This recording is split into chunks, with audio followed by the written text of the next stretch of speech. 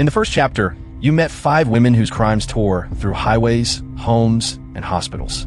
But as we promised, the most dangerous is still ahead. Tonight, we step inside the darkest corners of female imprisonment, where control, charisma, and cruelty coexist. Remember, evil doesn't always roar. Sometimes it whispers. In 2004, emergency dispatchers in Plano received a quiet, haunting 911 call, a woman calmly saying she had cut off her infant's arms. That woman was Dina Schlosser, once a devoted churchgoer and mother of 3. Psychotic breaks, postpartum depression, and a manipulative cult-like pastor mixed in a tragedy. She was found not guilty by reason of insanity, committed to a mental facility, not prison. Her story exposes a system that often treats mental illness after the fact. When faith turns to fanaticism, who do we blame? The believer or the voice that guided her hand? In 2008, a 30-year-old salesman, Travis Alexander, was found in a shower, stabbed 27 times, shot in the head, throat slit. The killer, Jodi Arias, his former girlfriend. What began as romance became obsession. Her calm demeanor during questioning and relentless manipulation of the media turned her trial into spectacle. Convicted of first-degree murder. Did you kill Travis Alexander on June 4th, 2008? Yes, I did. Why? Sentenced to life without parole, Arias remains a study in calculated deception. But is she truly remorseful or just rehearsed? Some psychologists say she's one of the purest examples of female psychopathy ever televised.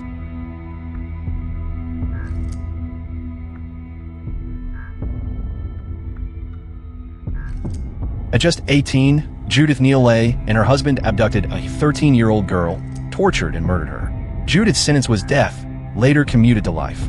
She remains in Tutwiler Prison, Alabama. Her case shocked the nation, not only because of the brutality, but because the mastermind appeared to be the young wife, not the older husband. Her parole eligibility in 2018 reignited public outrage. Can someone capable of such evil ever be considered rehabilitated? Or are some cages built for life?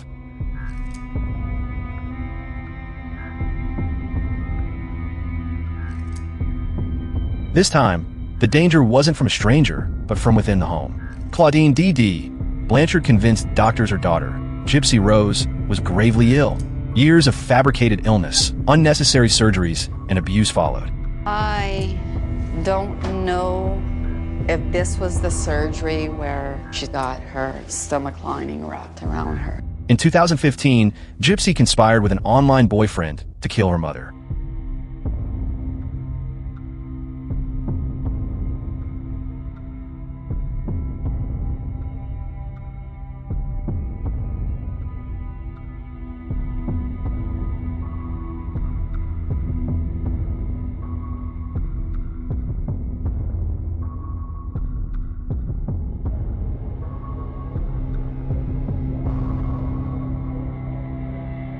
DD manipulated everyone, hospitals, charities, neighbors, until the deception collapsed.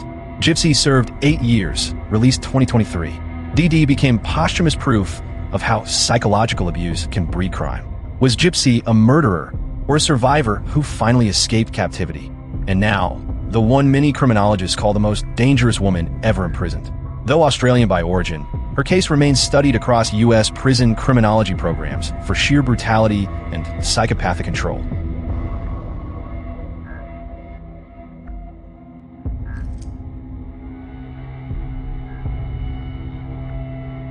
Catherine Knight, a slaughterhouse worker known for her temper and knives. In 2000, after years of violence toward partners, she murdered her boyfriend John Price, skinned him, hung the hide, cooked his flesh, and set a dinner table, complete with name cards for his children. Police found the scene too horrific to photograph publicly. Knight showed no remorse, blaming betrayal. She was the first woman in Australian history sentenced to life imprisonment without parole. American criminologists cite her as a mirror for potential offenders, proof that gender offers no protection from monstrosity. Within correctional psychology circles, she's the benchmark, the extreme.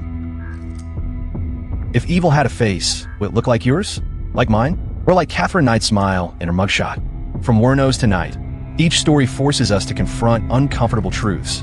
That violence wears many faces. That trauma can birth predators.